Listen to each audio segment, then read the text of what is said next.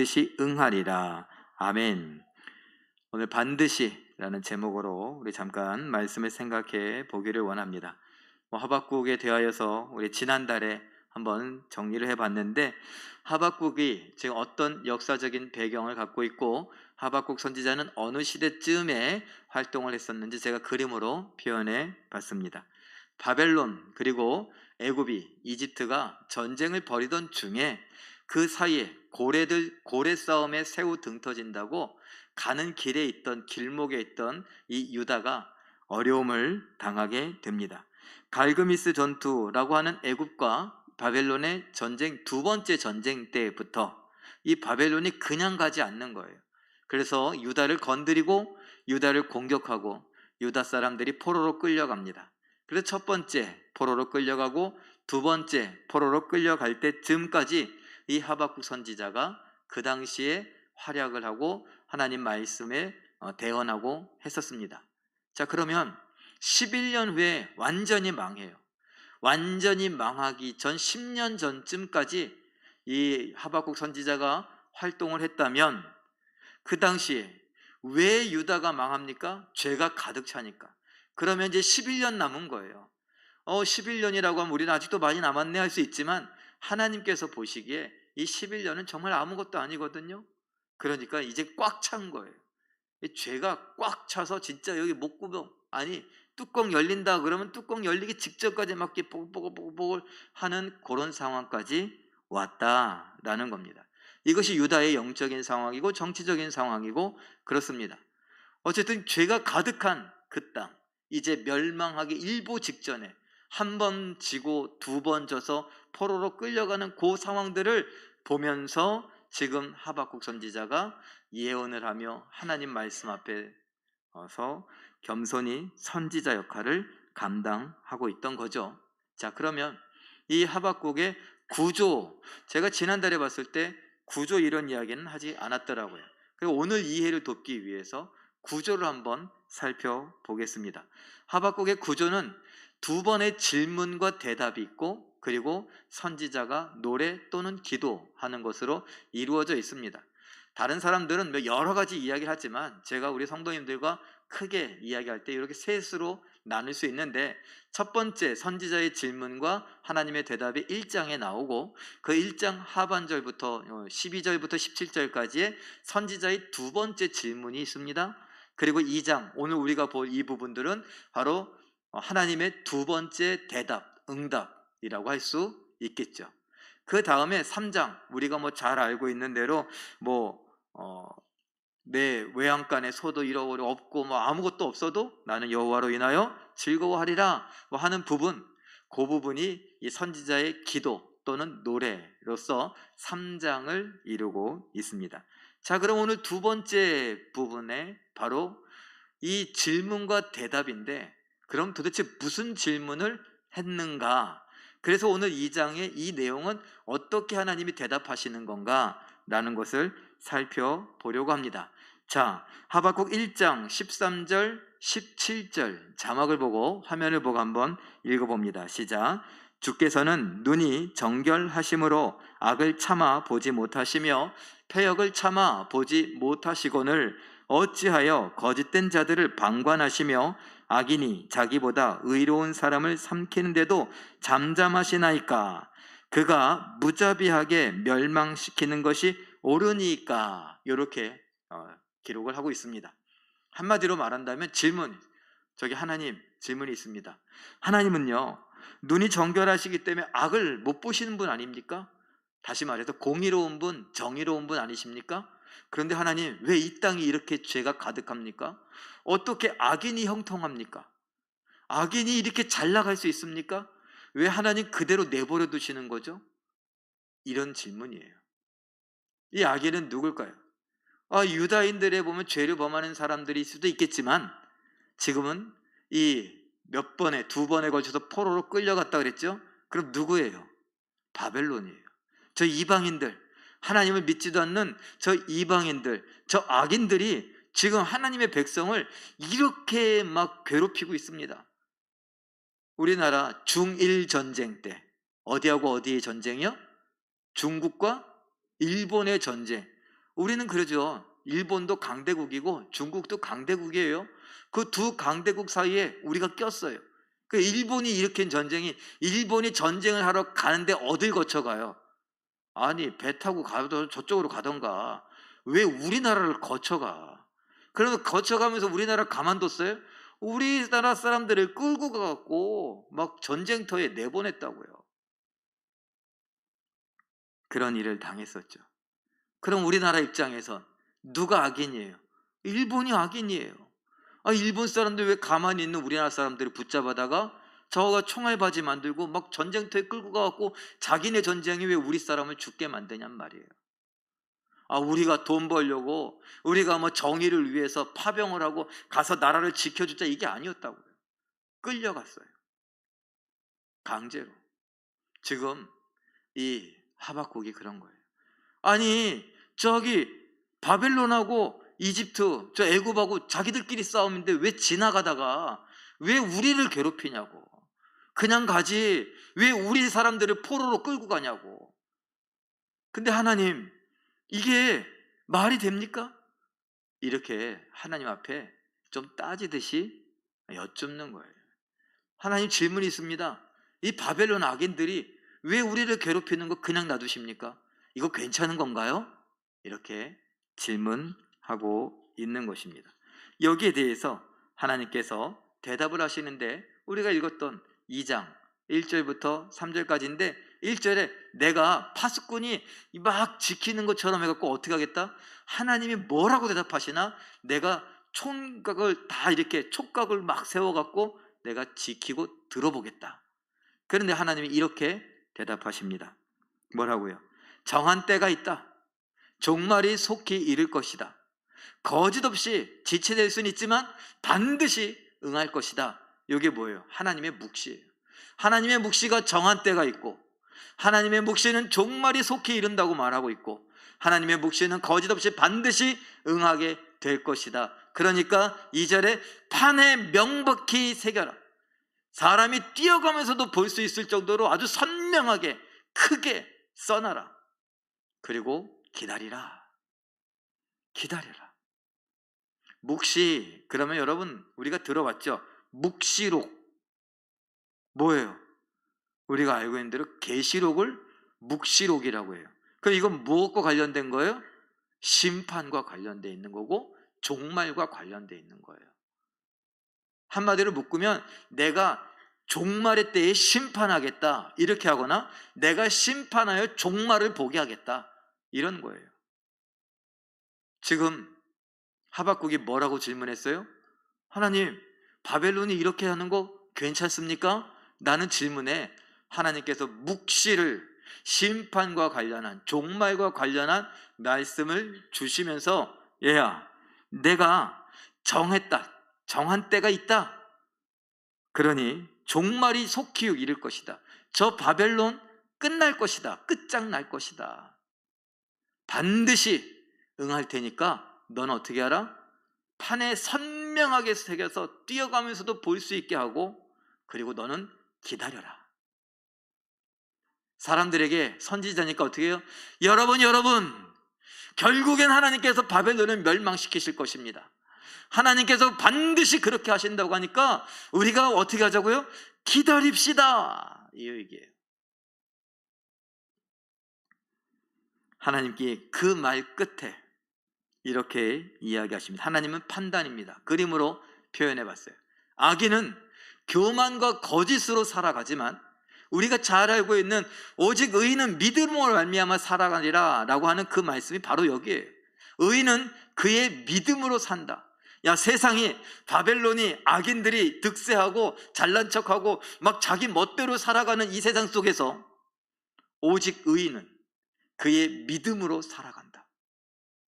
너는 이 세상에 뭐 이러냐고 손들고 질문하고 따지고 이거 하나님이 없는 거 아니냐고 이런 소리 하지 말고 믿음으로 살아라.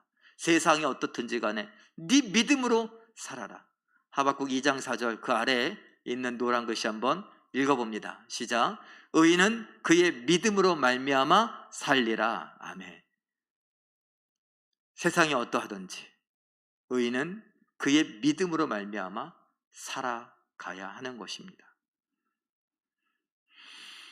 산다라는 것, 이게 이 땅에서 살아가는 것이기도 합니다만, 이 묵시가, 이 이야기가 어디에 왔어요? 묵시 끝에 왔어요.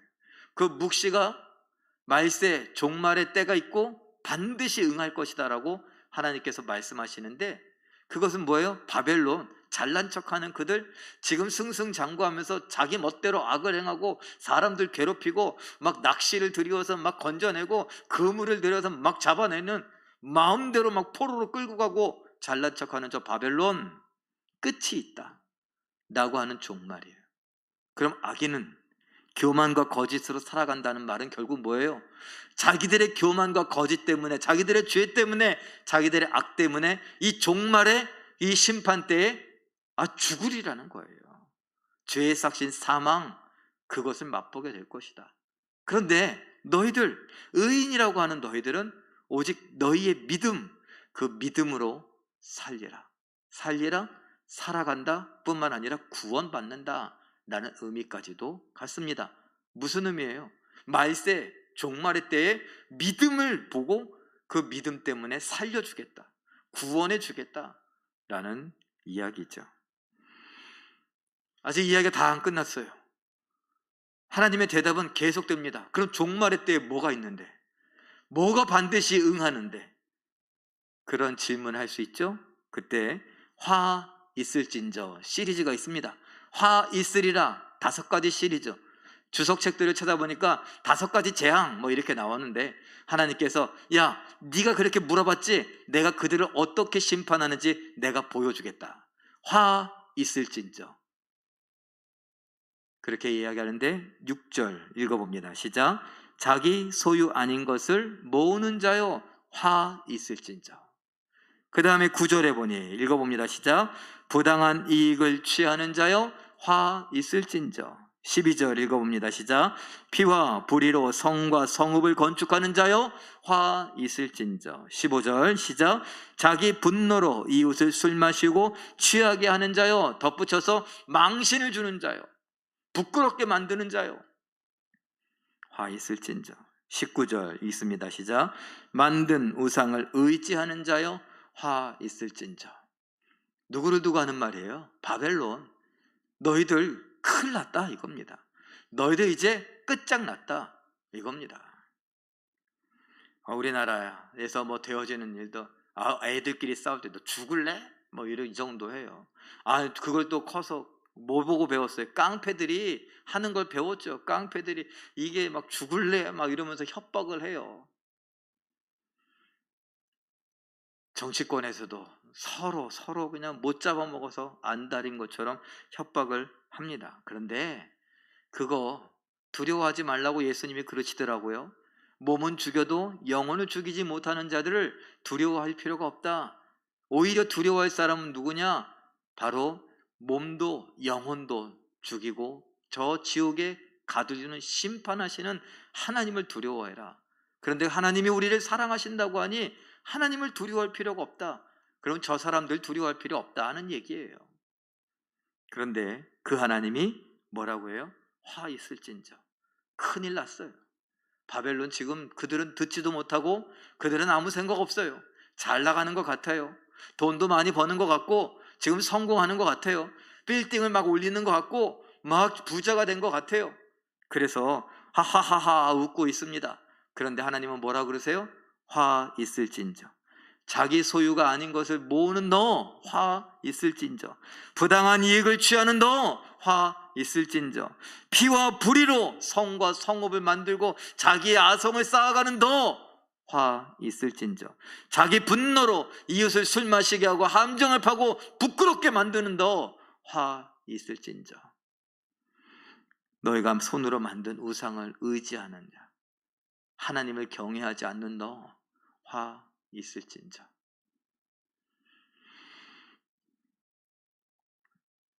화가 있을 것이다. 그런데 하나님은 말씀하십니다. 하박국 2장 14절. 이 모든 일들로 인하여서 어떤 일이 일어나는가 읽어보죠. 시작.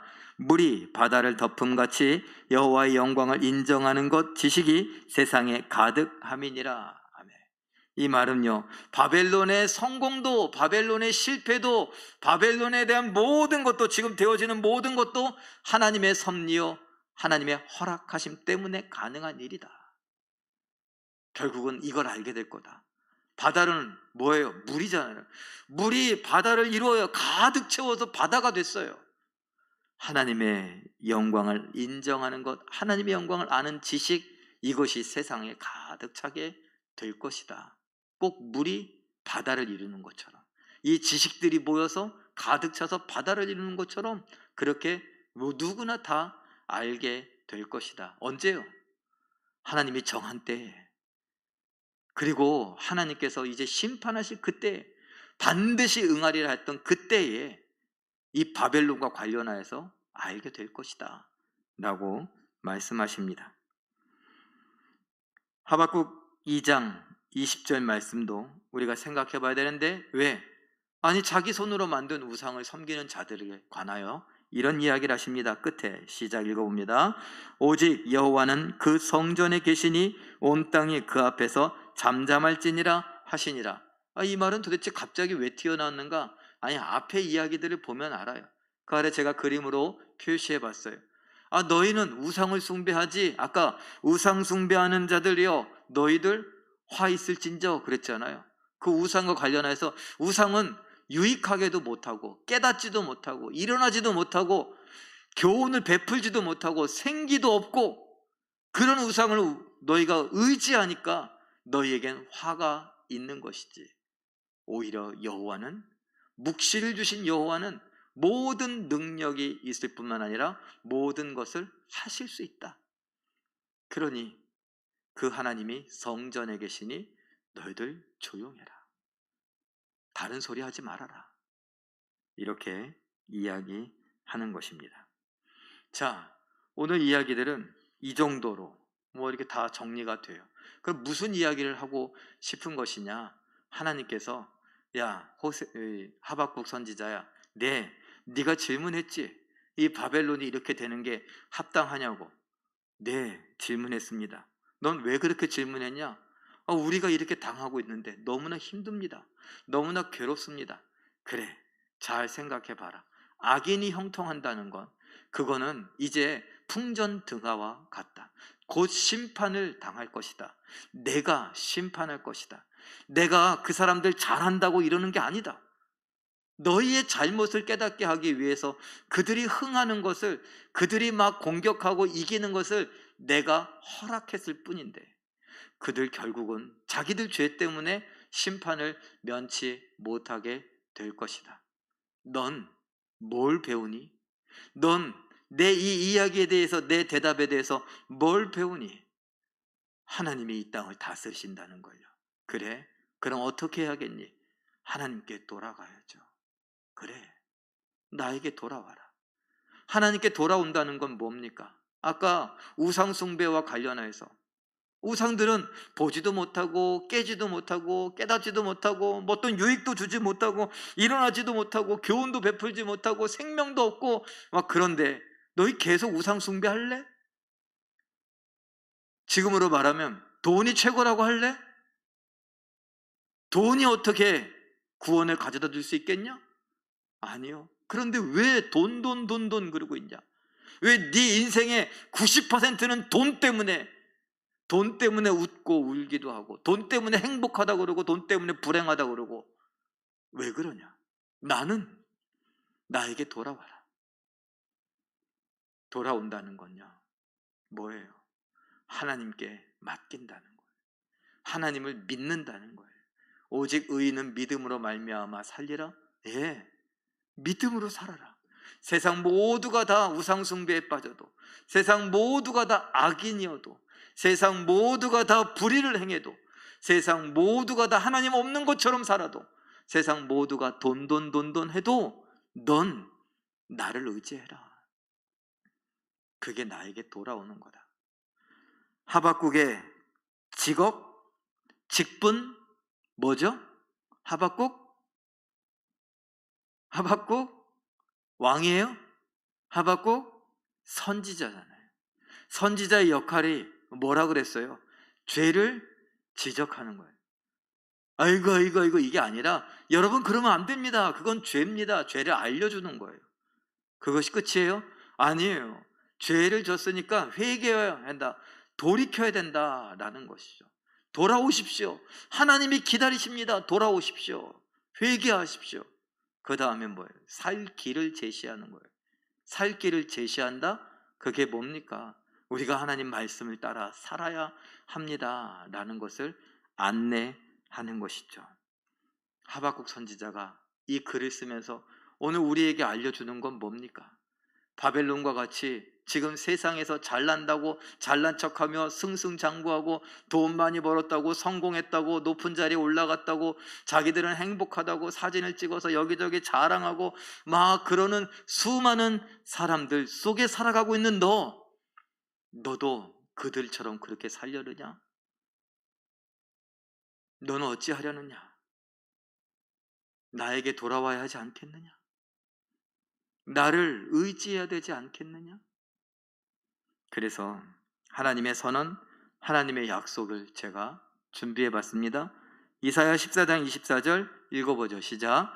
내가 생각한 것이 반드시 되며. 이사야 14장 24절 그 뒷부분입니다. 읽어보죠. 시작. 내가 경영한 것을 반드시 이루리라. 하박국 2장 3절도 있습니다. 시작.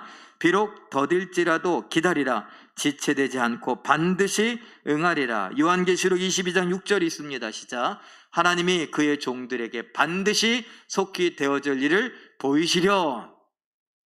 하나님이 마음먹은 것, 생각한 것, 계획한 것, 경영하시는 것, 준비하신 것, 뜻하신 것, 이 모든 것을 반드시 이루신다는 거예요. 거기에 우리의 구원이 있습니다. 거기에 우리의 예수님 닮아가는 것이 있습니다. 거기에 우리가 사명을 감당하는 것이 있습니다. 그래서 하나님은 모든 것이 합력하여 선을 이루되 그 선은 하나님의 뜻을 이루는 것이다. 하나님의 구원을 이루는 것이다. 하나님의 예수 닮아가는 성화를 이루는 것이다. 하나님의 사명을 감당하게 하시는 것이다. 우리는 이미 다 배워서 알고 있죠. 하나님께서 반드시 하겠다고 선언하시고 약속을 하시면서 우리에게 초대장을 보내십니다. 뭐예요? 하나님을 의지해라 라는 거죠. 하나님께 맡겨라 라는 것인데 시편 37편 5절 말씀이 있습니다. 시작. 내 길을 여호와께 맡기라. 그를 의지하며 그가 이루시고 그를 의지하면 그가 이루시고. 시편 55편 22절 말씀이 있습니다. 시작. 내 짐을 여호와께 맡기라. 그가 너를 붙드시리라. 아멘. 잠언 16장 3절도 읽어봅니다. 시작. 너의 행사를 여호와께 맡기라. 그리하면 이루어지리라. 베드로전서 5장 7절이 있습니다. 시작. 너희 염려를 다 주께 맡기라. 이는 그가 너희를 돌보심이라. 내 길을, 내 짐을, 내 행사를, 내 염려를. 이게 뭐예요? 우리 모든 것을 다 하나님 앞에 맡기라 라는 거예요. 그러려면 뭐가 필요해요? 믿음이 필요해요. 믿음이 필요하다는 건 뭐예요? 하나님께로 돌아간 자들의 모습이라는 거예요. 이 말세의 때에, 심판의 때에, 의인이 득세하는 때에 하나님께로 돌아가는 자들, 우리에겐 뭐가 필요해요? 믿음이 필요해요. 하나님을 믿어야만 가능한 것이 뭐냐? 하나님께 내 모든 것을 맡기는 겁니다. 이단들은 어떻게 이단 교주들한테 자기 통장도 맡기고 집 문서도 맡기고 막 맡기는데, 예수를 믿는 우리들은 제가 집 문서를 맡기라는 얘기가 아니에요.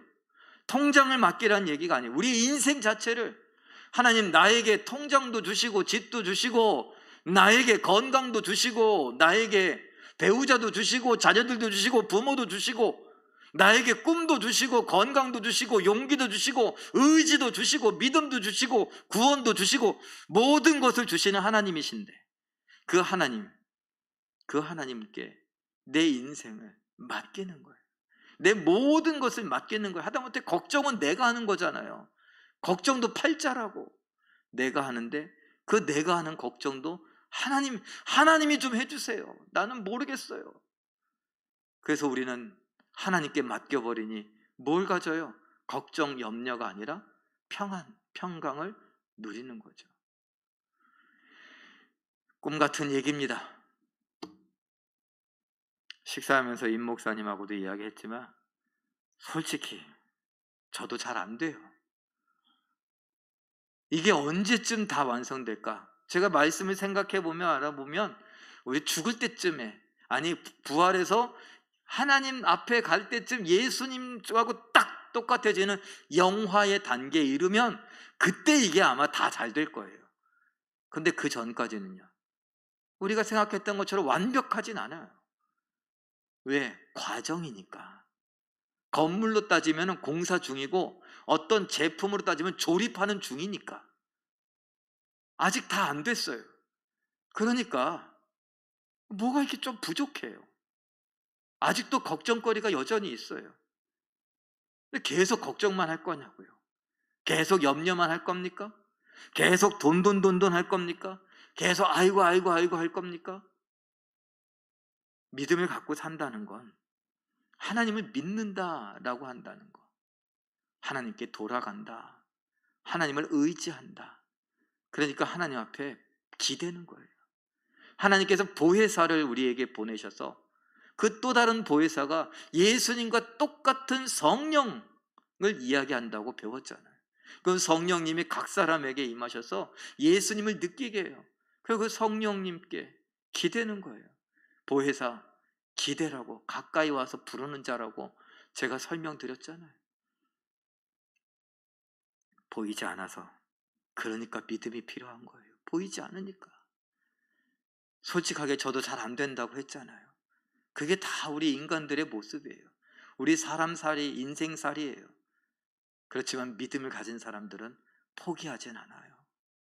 조금이라도 더 염려를 내려놓으려고, 맡기려고, 조금이라도 내 건강의 문제, 내 가정의 문제, 내 인생이 암담한 거, 되는 일이 없는 거, 뭐 속상한 거, 서러운 거, 서글픈 거, 이런 것들 하나님 앞에 맡기며 하나님이 나를 과연 돌보시고 나를 의의 길로 인도하시고 나를 푸른 풀밭과 쉴만한 물가로 저 천국으로 이끌어 들이시며 예수님이 누리셨던 그 예수님의 평안을 우리에게 맛보게 하시는 것, 그것을 조금씩 알아가고 맛봐가는 그런 은혜가 우리 가운데 있기를 원합니다. 오늘 하박국 선지자가 우리에게 이야기합니다. 여러분, 제가 하나님께 따지고 물었습니다. 그런데 하나님의 대답을 듣고 보니 정말 하나님은 위대하신 분입니다. 이 세상 만물을, 아니 저 강력한 나라들을 움직이시는 분이 하나님이십니다. 그런데 나의 인생쯤은 아무것도 아니지 않겠습니까? 하나님께 돌아갑시다. 우상 숭배가 천지에 놀려있는 이때에 하나님께 돌아갑시다. 하나님을 믿읍시다. 하나님께 내 인생을 맡겨봅시다. 그 하박국 선지자의 음성을 안 들었던 유다인들은 결국 멸망을 당했지만 우리는 이 하박국 선지자의 이야기들을 통하고 성경을 통해서 유대인의 역사를 알고, 우리는 진짜 믿음으로 돌아가서 믿어보고 의지하고 맡겨보자. 그래서 하나님의 은혜, 하나님의 사랑을 내 삶 속에서 조금 더 강하게, 강렬하게, 더 진하게 느끼고 맛보는 우리 모두가 되시길 예수님의 이름으로 축원합니다. 우리 잠깐 함께 기도하고 제가 기도하죠.